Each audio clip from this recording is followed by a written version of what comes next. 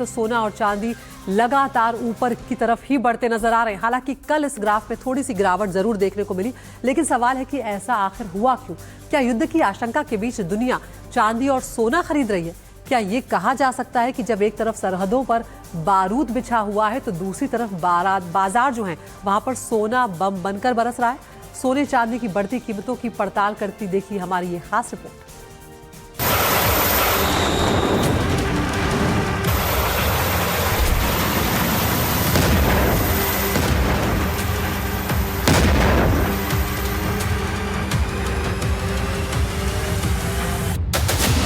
America की missile उड़ेगी तो gold बम फटेगा।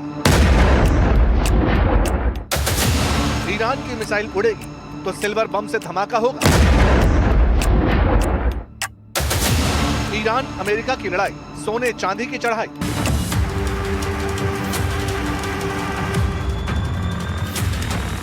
रेतीली जमीन, सूखा मौसम, लेकिन हवा में तनाव। वो ईरान जहां काला सोना यानी तेल का रिजर्व तो है, लेकिन ट्रंप का डॉलर सांस नहीं लेने देता। अब तो खामनेई जंग के लिए तैयार है और दूसरी तरफ वो अमेरिका जो अब युद्ध के लिए किसी भी हद तक जाने को तैयार है। लेकिन क्या इसका सोने और चांदी के दाम से कोई कनेक्शन है?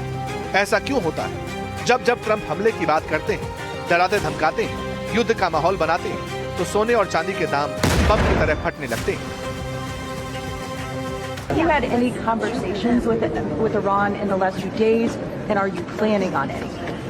I have had, and I am planning on it. Yeah, we have a lot of very big, very powerful ships sailing to Iran right now, and it would be great if we didn't have to use them. Okay? Can you say what the message was that you shared with Iranians? Well, I told them two things. Number one, no nuclear, and number two, stop killing protesters. They're killing them by the thousands. You know, I stopped 837 hangings 2 weeks ago, but they're going to have to do something. Nobody's seen anything like this. Mumbai का जावेरी बाजार हो या दिल्ली का चांदनी चौक, जब जब Trump Iran पर tweet या ऐसे बयान देते हैं तो हड़कंप मच जाता है, जैसे ईरान में मचा हुआ है। बारूद और मिसाइलें तैयार हैं, वॉर एक्सरसाइज के लिए सब कुछ सेट हो चुका है। अब जनवरी की ही बात करें तो आपको पता चल जाएगा कि कैसे सोने और चांदी के दाम ट्रंप की बारूदी जुबान के सामने निवेश की दीवार बनकर डट गए। 25 दिनों में सोना 50,000 और चांदी 2 लाख रुपए महंगी हो गई। 5 जनवरी को ट्रंप ने कहा था, हमारी नजर ईरान के तेल ठिकानों पर है। निवेशकों ने सोना चांदी खरीदना शुरू कर दिया। सोना 1,25,000 रुपए तोला था, चांदी 2,10,000 रुपए किलो। फिर 12 जनवरी को ट्रंप ने कहा, ओबामा वाली परमाणु डील अब इतिहास है, हम ईरान की अर्थव्यवस्था की कमर तोड़ देंगे। नतीजा, सोना चांदी आसमान की तरफ भागे। 10 ग्राम सोना 1,42,000 रुपए का हो गया और चांदी 2,65,000 रुपए तक पहुंच गई। 20 जनवरी को ट्रंप ने कहा, मिडिल ईस्ट को शांति चाहिए, लेकिन अगर जंग हुई तो भयानक अंजाम होगा। बाजार में सोना चांदी ने फर्राटा दौड़ लगा दी। 10 ग्राम सोना 8 दिन में 13,000 रुपए बढ़कर 1,65,000 तक पहुंच गया, तो वहीं चांदी 3,40,000 रुपए प्रति किलो तक पहुंच गई। 28 जनवरी को ट्रंप ने दुनिया को धमकाया, जो ईरान से व्यापार करेगा वो दुश्मन माना जाएगा। बयान से पैनिक बाइंग हुई, चांदी 4 लाख प्रति किलो के पार निकल गई, क्योंकि सप्लाई रुकने का डर दिखने लगा। फिर 30 जनवरी को ट्रंप ने कहा, ईरान से बात हुई, आगे भी होगी, लेकिन उन्हें हमारी बात माननी होगी। कोर्स करेक्शन हुआ। अब डील की बात आई तो कीमतों में गिरावट दिखी।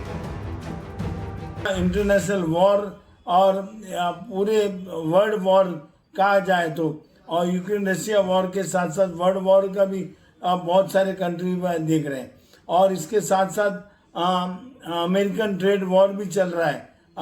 400-500 टका ड्यूटी की बात की, इसके लिए भी लोग डरे हुए हैं कि भाई सोना, कहीं सोने पे स्टैम्प ड्यूटी लगाए और सोना तेज नहीं जाए। एक स्थिर दुनिया सभी को चाहिए, लेकिन ट्रंप के जो फैसले रहे हैं उससे बाजारों में अस्थिरता का माहौल रहा। बात सिर्फ भारत की नहीं, अमेरिका में भी सोने के दाम ने जबरदस्त छलांग लगाई। जो सोना साल 2022 में $1,800 प्रति औंस था, वो अब $5,340 प्रति औंस हो चुका है, यानी 3 गुना बढ़त। ये बड़ी ऐतिहासिक घटना बताई जा रही है। तो क्या बात है, युद्ध और सोने की महंगाई का कोई रिलेशन है या वजह कुछ और है? चाइना जो है इस टाइम बहुत ज्यादा बाइंग कर रहा है, चांदी सोना दोनों चीजें। क्योंकि पीछे सुनने में ये भी आया था कि जैसे डॉलर शायद हो सकता है बंद हो जाएगा, तो डॉलर उसके पास चाइना पे बहुत पड़े हैं, सभी देशों में पड़े हैं, तो वो डॉलरों को जो है गोल्ड और सिल्वर में कन्वर्ट कर रहे हैं। अच्छा, तो कभी किसी भी तरह से अलग विश्व युद्ध की भी आशंका हो रखी है। सवाल तो ये भी है कि जो चांदी 1 साल पहले तक लाख रुपए किलो थी, वो आगे जाकर कहां रुकेगी, क्योंकि अभी ये 4.25 लाख रुपए की हो चुकी है। 1 साल में 308% की बढ़ोतरी। वहीं सोना पिछले साल इसी वक्त 83,000 रुपए के आसपास था, अब करीब करीब डबल हो चुका है। तो क्या ये ट्रेंड आगे भी रहेगा? बम बारूद के बीच सोना चांदी कितनी दौड़ लगाएंगे? एक तो ईवीज में डिमांड बहुत ज़्यादा है, आजकल बैटरी कंपनियां हैं उनमें डिमांड बहुत ज़्यादा है, चांदी की, कॉपर की, गोल्ड की, और अपने सोलर प्लांट्स वगैरह जो लग रहे हैं सब उसमें सिल्वर का डिमांड बहुत ज़्यादा है। तो इसीलिए चाइना के अंदर रैपिड बाइंग हो रही है, जिस वजह से ये पैराबोलिक मूव्स इसके अंदर देखने को हमें मिल रहे हैं। मेरे हिसाब से 4 महीने और 5 महीने के अंदर जो आम लोग हैं, इंडस्ट्री को छोड़कर, जहाँ जहाँ ईवी गाड़ियाँ हैं उसको छोड़कर, हम आम पब्लिक को सोना चांदी से 6 महीने दूर रहना चाहिए। इसका कंट्रोल आ जाएगा नीचे। अब एक बात तो क्लियर है, जब जब दुनिया में तनाव बढ़ता है, युद्ध के बादल मंडराते हैं, तो निवेशकों का भरोसा सोने की तरफ जाता है। लेकिन चांदी को लेकर यह ट्रेंड पिछले साल से बदला है। अब चांदी गोल्ड से आगे दौड़ लगा रही है। जिसने पिछले साल खरीदी उसकी तो निकल पड़ी। सवाल अभी बरकरार है, अगर जंग का ज्वालामुखी फटा तो सोने चांदी की कीमतों का लावा कहां जाकर थमेगा?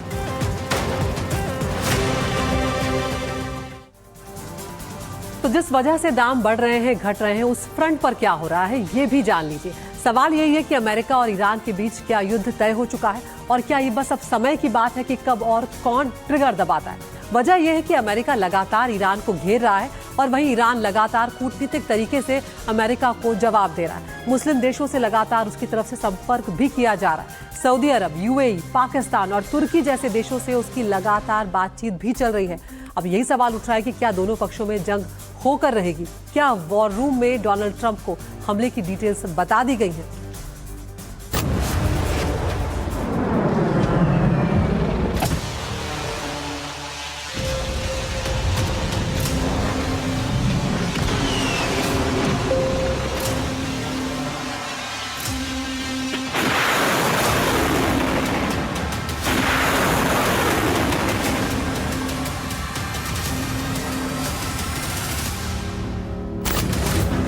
ये तस्वीरें बताने के लिए काफी हैं कि अमेरिका की प्लानिंग किस लेवल की हो चुकी है। अमेरिका ने ईरान के खिलाफ समंदर में एक व्यूह रचना कर ली है। इसमें वॉरशिप्स हैं, प्लेन्स हैं, मिसाइलें हैं, एयर डिफेंस सिस्टम, सब कुछ तो है। यानी एक तरह से कहा जाए तो जिस सिचुएशन रूम में बैठकर ट्रंप लगातार आर्मी वाले, स्पेशल टीम वाले ऑपरेशंस को देखते रहे, अब वहां उनकी टेबल पर फाइलों के साथ साथ वो लाल निशान भी है जहां अमेरिका की मिसाइलें गिर सकती हैं। ईरान पर पिन पॉइंट अटैक हो सकते हैं। तो क्या अमेरिका हमले के लिए तैयार है?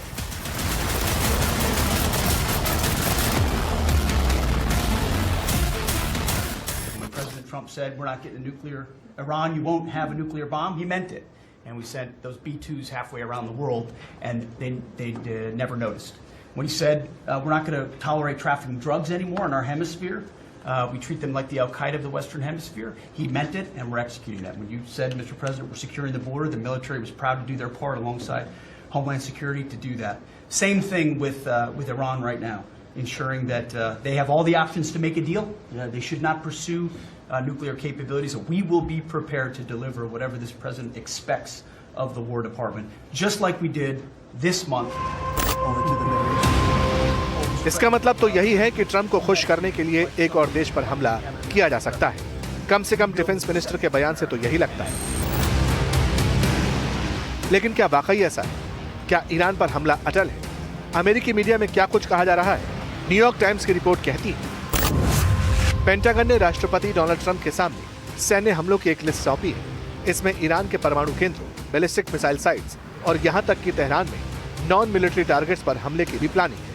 अब तक बूट्स ऑन ग्राउंड की बात सामने नहीं आई थी, लेकिन यह रिपोर्ट कहती है कि हवाई हमले के अलावा अमेरिकी सैनिक ईरान में वेनेजुएला जैसा ऑपरेशन भी अंजाम दे सकते हैं, और इसका मकसद होगा ईरान के मिसाइल प्रोग्राम्स को सामने से नष्ट करना। ऑपरेशन मिडनाइट हैमर में जो टारगेट्स बच गए इस बार वो तबाह किए जाएंगे और खामनेई की पकड़ को कमजोर करने की भी तैयारी है।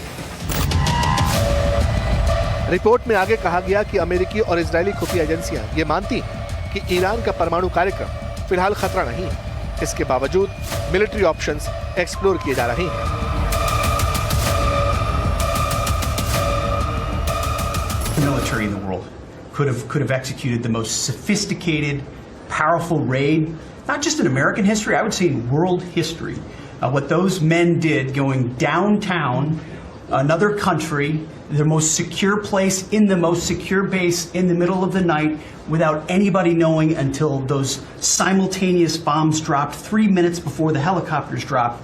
No other country could coordinate that. No other president would have been willing to empower those warriors that way to be that effective. And that sends a message to every capital around the world that when President Trump speaks, he means business and we are reestablishing deterrence. जिस वक्त report आई उससे ठीक पहले Iran में बड़े development हुए। Isfahan से लेकर बुशहर न्यूक्लियर साइट पर हलचल की बातें भी सामने आई। कहा जाता है कि यहाँ ईरान ने 408 से 435 किलो संवर्धित यूरेनियम छिपा रखा है, यानी 960 पाउंड के करीब। कहा जा रहा है कि ईरान के बुशहर न्यूक्लियर प्लांट भी अमेरिकी रडार पर हो सकता है। रिपोर्ट्स तो ये भी है कि रूस अपने स्टाफ और वैज्ञानिकों को वहां से निकालने की तैयारी कर रहा है। इसका मतलब यह है कि ईरान की न्यूक्लियर हथियारों वाली पोजीशन को लेकर कोई ऐसी बात तो है जो अमेरिका के गले नहीं उतरती। ईरान लगातार कहता है कि न्यूक्लियर हथियार नहीं बनाएंगे, लेकिन उनके पास 60% एनरिच्ड यूरेनियम है। ये बात दुनिया जानती है और सबके सामने कहा भी जाता है। A couple of months back on Iranian nuclear reactors. Do you believe that those strikes have resulted in the end of the Iranian nuclear program? No.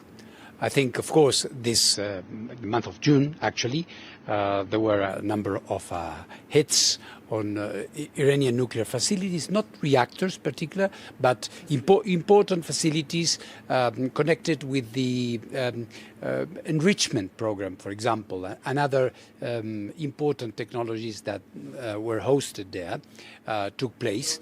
And of course, after that, the IAEA has been trying to regain access